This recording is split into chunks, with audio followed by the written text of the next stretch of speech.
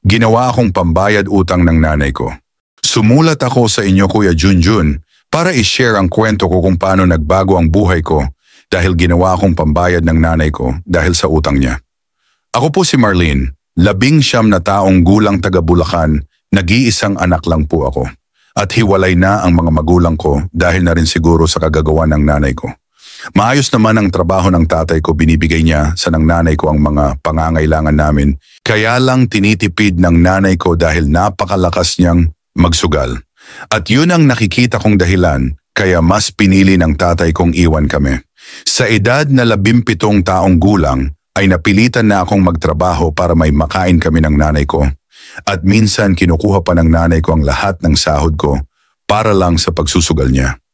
At pag hindi ako nakakapagbigay, ay lagi niya sinasabi na ibebenta niya na lang ako para magkapera siya o kaya ipapasok niya na lang ako sa club kasi hubog na daw ang katawan ko. Kaya pwedeng-pwede ng pagkakitaan. Isang araw ay pinagbihis ako ng aking ina at medyo seksihan ko raw ang suot ko at isasama niya ako. Tinanong ko siya kung saan pupunta pero nagalit siya dahil masyado daw ako maraming tanong. Mga bandang hapon ay dumating kami sa isang malaking bahay at maraming bantay sa labas ng bahay nila. Agad kaming pumasok tila kilala ng mga bantay ng nanay ko doon. At pagpasok namin ay pinadiretso kami agad isang kwarto na parang opisina kung saan nandun si Robert, ang negosyanteng pinagkakautangan ng nanay ko. At doon walang sabi-sabi ay nagsalita ang nanay ko na, "Boss Robert, eto na po ang anak ko, eto na po ang pangbayad ko sa inyo.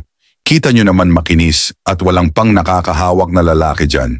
Hindi agad naniwala yung Robert sa sinasabi ng nanay ko, kaya agad ay pinahubad ako ng Robert sa harapan niya.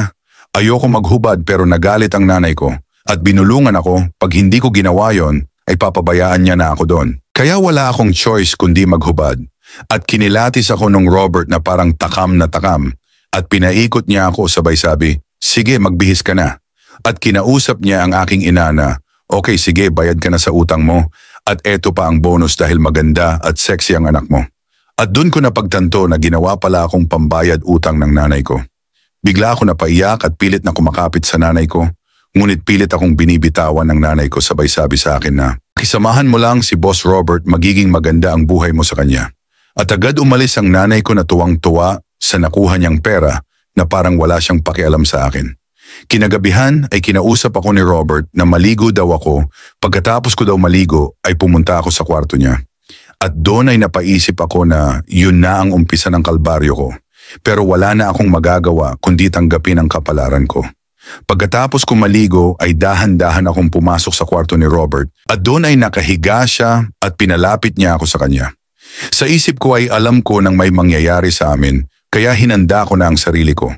Paglapit ko sa kanya ay binagsak ko na agad ang tuwalya ko dahil yun din naman ang mangyayari at dahil na rin sa takot ko na baka saktan niya pa ako. Ngunit pagkahulog ng tuwalya ko sa sahig ay tinanong niya ako kung bakit ko ginawa yon. Sabi ko, "Di ba po ito ang gusto niyo Boss Robert?" Sumagot siya na, "Oo gusto ko yan pero hindi sa ganyang paraan. Pinaghubad lang kita kanina sa harapan ko dahil gusto ko lang makita kung malinis ka ba talaga.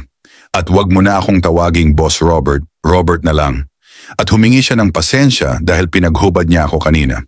At nagulat ako sa salita niyang yon, hindi ko akalain na mabait pala si Robert. At kinausap niya ako at sinabi niya sa akin na, "Hindi ka bilanggo sa bahay na to, pwede ka umalis kung kailan mo gusto. Pero mag-iingat ka sa nanay mo kasi baka maulit ang ginawa niyang yon sa'yo." At napaisip ako sa sinabi niyang yon at nag-decide ako na manatili sa bahay ni Robert dahil alam kong mas magiging maayos ang buhay ko sa bahay ni Robert. Lumipas ang ilang buwan ay nagkamabutihan kami ni Robert at nagpakasal.